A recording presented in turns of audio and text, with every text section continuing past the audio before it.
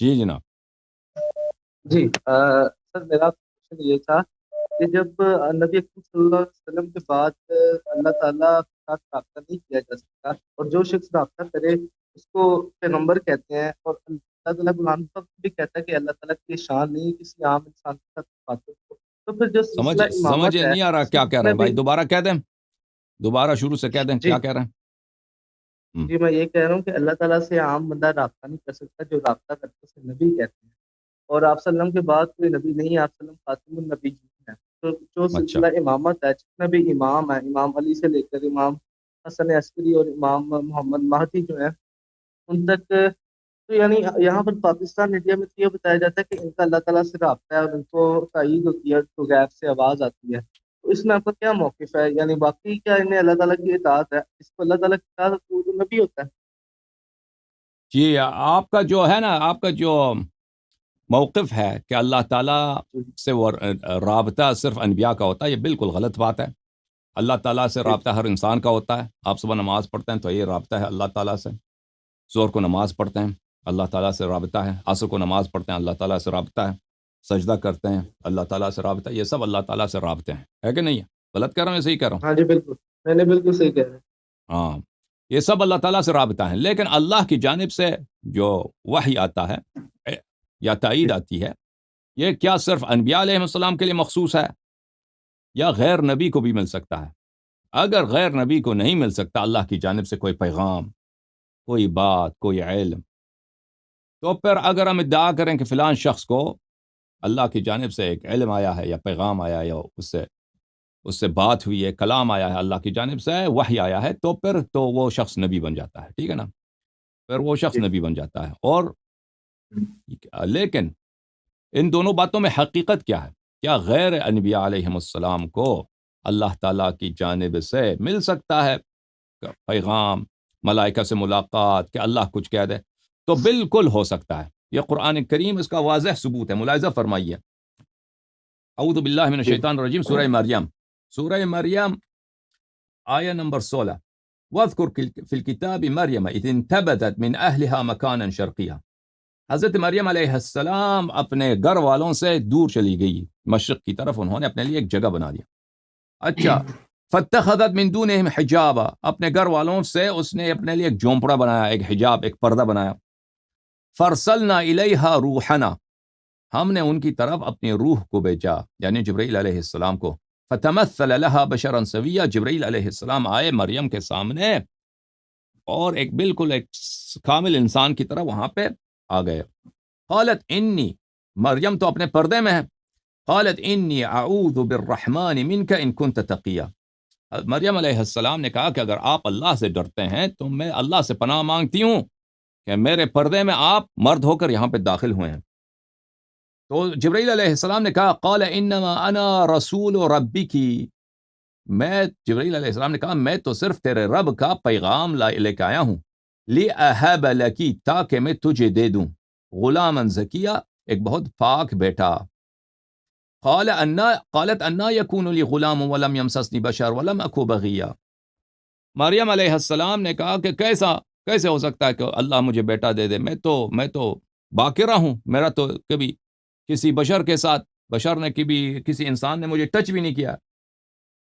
جبرائیل علیہ السلام نے کہا قال کذالک قال ربک هو علی ہین، اللہ فرماتا ہے کہ یہ میرے لیے آسان ہے اور میں تیرے بیٹے کو لوگوں کے لیے ایک معجزہ بنا دوں گا. ٹھیک ہے نا؟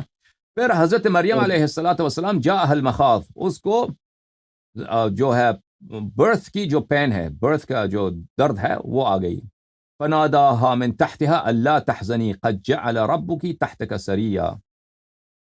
جبرائیل علیہ السلام پھر آ گئے کہ وہ اکیلے میں بہت خوف کا عالم ہے، ڈر کا عالم ہے. ایک کنواری بچی ہے جناب مریم علیہ السلام. لوگ سب اس کو کیا سمجھتے ہیں؟ لوگ اس کو گناہگار سمجھتے ہیں. یہودی اس کو گناہگار سمجھتے ہیں. کس لیے؟ کیونکہ اس کا شوہر نہیں ہے. وہ تو مسجد میں صرف عبادت کے لیے تھی حضرت مریم. اب وہ پریگننٹ ہو گئی ہے تو لوگ تو غلط باتیں سمجھتے ہیں نا، غلط باتیں کہتے ہیں. تو اس لیے وہ جی شہر چھوڑ کے باہر چلی گئی.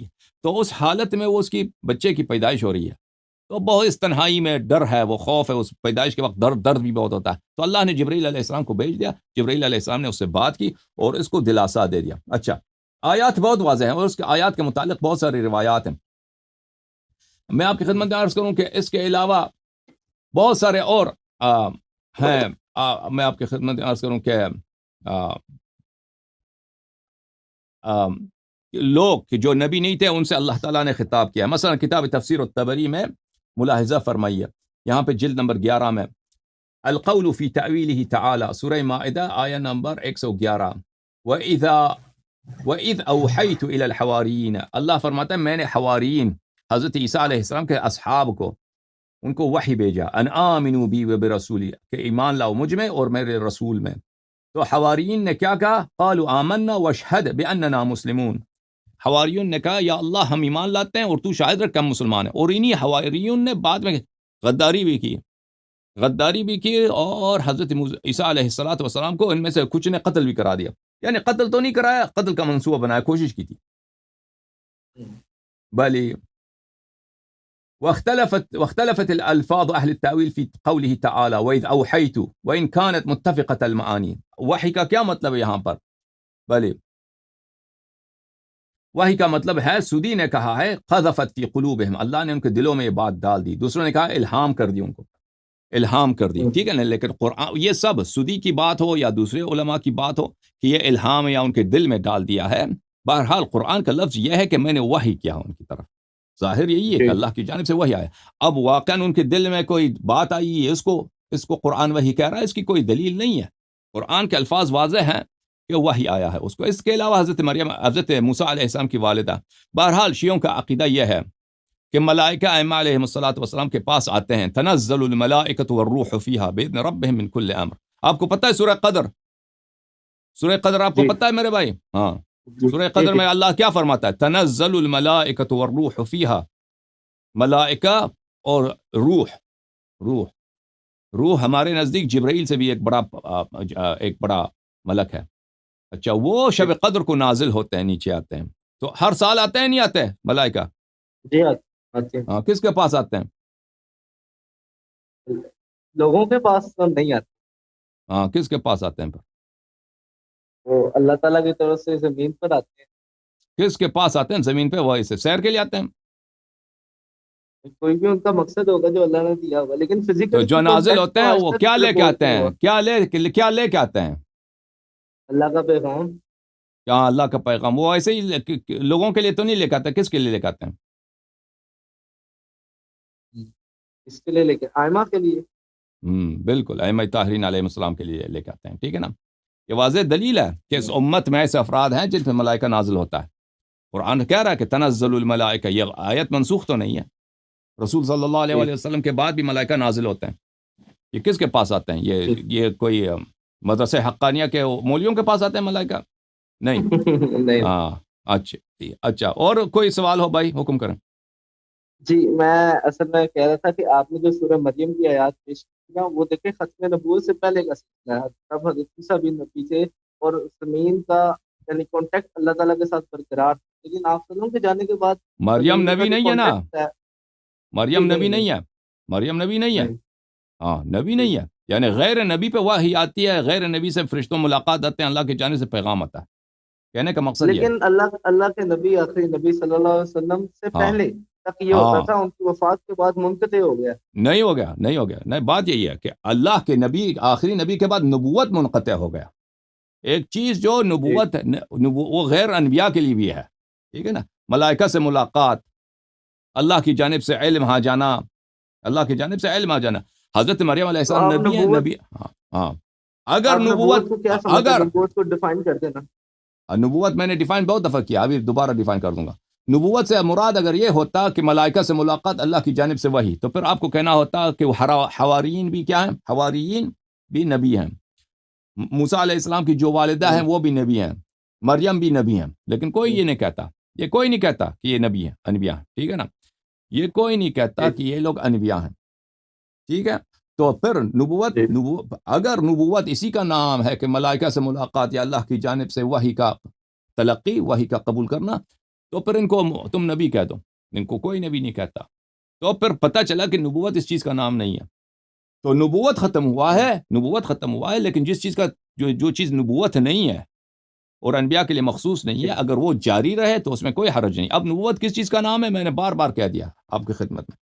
نبوت ایک خطاب ہے اللہ کی جانب سے. یہ نبوت ملائکہ سے ملاقات کا نام نہیں ہے، اللہ کی جانب سے پیغام ملنے کا نام نہیں ہے. نبی کریم صلی اللہ علیہ وآلہ وسلم کی حدیث ہے بخاری وغیرہ میں کہ میرے امت میں محدثین ہیں، میرے امت میں ایسے لوگ ہیں جو محدث ہیں، ملائکہ ان سے بات کرتے ہیں. ٹھیک ہے، تو یہ ملائکہ سے ملاقات یا ملائکہ سے پیغام لینا، ملائکہ سے کا مخاطب ہونا، یہ نبوت کا نام نہیں ہے، کیونکہ غیر انبیاء کے لیے بھی ہے. تو پھر نبوت کس چیز کا نام ہے؟ نبوت صرف اسی چیز کا نام ہے عزیزو، کہ اگر اللہ کسی سے کہہ دے کہ تو میرا نبی ہے، وہ نبی ہے. اللہ کسی سے کہہ دے تو میرا رسول ہے، تو وہ اس کا رسول ہے. اللہ کسی سے کہہ دے کہ بعثتک نبیا، میں نے تجھے نبی بنا کر بھیج دیا. اب چاہے اس کا شریعت ہو یا نہ ہو، اس کا اپنا کوئی شریعت ہو یا نہ ہو، چاہے وہ اس کی کتاب بھی کوئی ہو یا نہ ہو، چاہے اس کو کہ امت بھی ہو یا نہ ہو، یعنی تبلیغ کا اس کو حکم ہو یا تبلیغ کا حکم نہ ہو، اس سے فرق نہیں پڑتا. بھلے یہ اللہ اگر کسی سے کہہ دیا کہ تو میرا نبی ہے، وہ نبی ہے. ٹھیک ہے نا.